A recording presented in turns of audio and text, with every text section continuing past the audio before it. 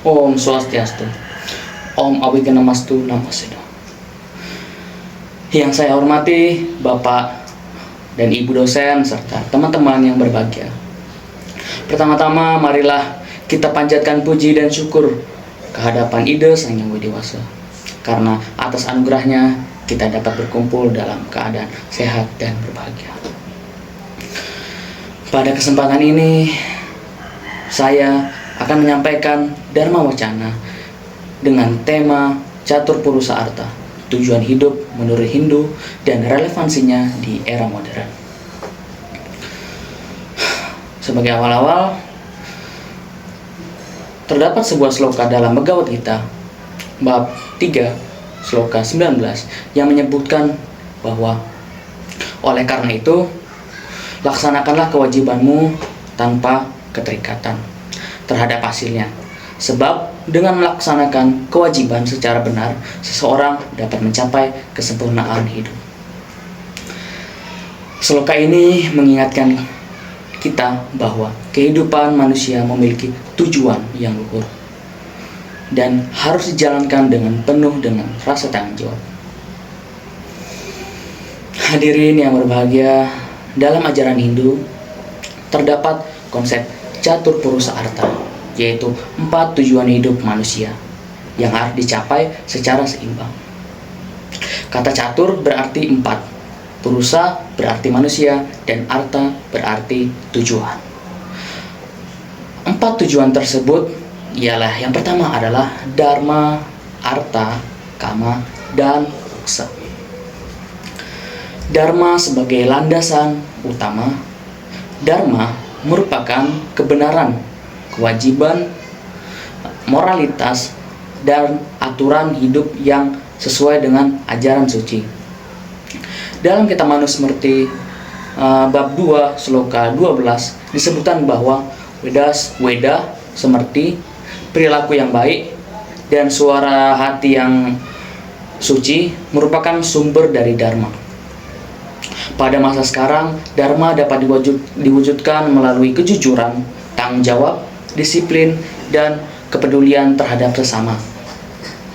Sebagai mahasiswa, misalnya, dharma diwujudkan dengan belajar dengan sungguh-sungguh, menghormati dosen, serta tidak melakukan plagiarisme atau kecurangan akademik. Bahkan ketika menggunakan kecerdasan AI, dharma harus tetap menjadi pedoman agar teknologi yang digunakan untuk membantu belajar, bukan untuk menipu. Tujuan yang kedua adalah artha. Artha berarti kekayaan, kesejahteraan, dan sarana material yang diperlukan untuk menjalani kehidupan ini. Hindu tidak pernah mengajarkan bahwa kekayaan itu buruk. Sebaliknya, artha diperlukan agar manusia mampu untuk memenuhi kebutuhan hidup, baik itu keluarga, membantu keluarga, atau membantu kegiatan sosial maupun keagamaan. Namun, artha harus dicari dengan cara yang benar. Di era digital saat ini, banyak peluang ekonomi yang muncul melalui media sosial, ekonomi kreatif, dan teknologi digital.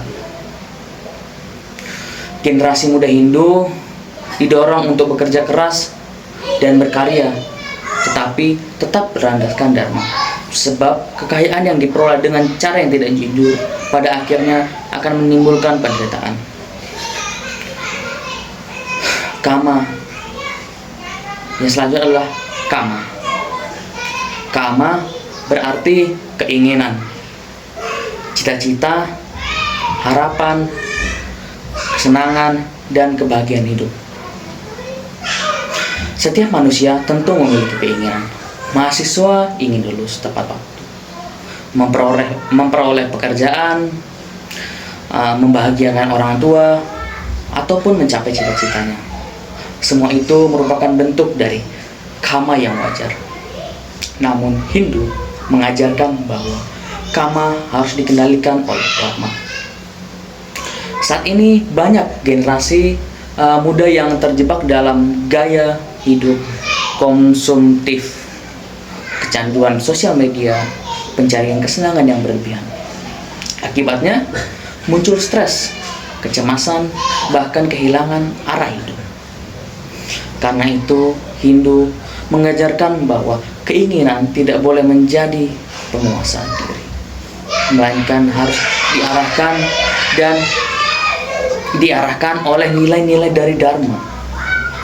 Yang selanjutnya, yang terakhir, yaitu moksa sebagai tujuan tertinggi umat. Moksa merupakan kebebasan rohani dan kebahagiaan tertinggi. Banyak orang menganggap moksa hanya relevan bagi para pertapa atau para orang yang sudah tua. Padahal nilai moksa dapat diterapkan dimulai dari sekarang. Dalam kehidupan modern saat ini, manusia yang mengalami tekanan karena tugas kuliah, pekerjaan, persaingan, dan berbagai masalah kehidupan. Akibatnya, banyak orang merasa gelisah meskipun mereka memiliki harta dan fasilitas yang cukup. Nah, moksa di sini mengajarkan bahwa kebahagiaan sejati itu tidak hanya berasal dari dunia luar, tapi juga dari diri sendiri, yaitu kedamaian batin. Oleh karena itu, sembahyang, meditasi, yoga, membaca kitab suci, dan melakukan pelayanan sosial merupakan cara untuk mendekatkan diri kepada Tuhan, memperoleh ketenangan dalam hidup. Hadirin yang berbahagia, kesalahan yang sering terjadi saat ini adalah manusia hanya mengejar harta dan kama, tapi lupa akan dharma dan moksa. Akibatnya, berbagai masalah seperti korupsi, penipuan, kerusakan lingkungan, konflik sosial, dan bahkan krisis moral.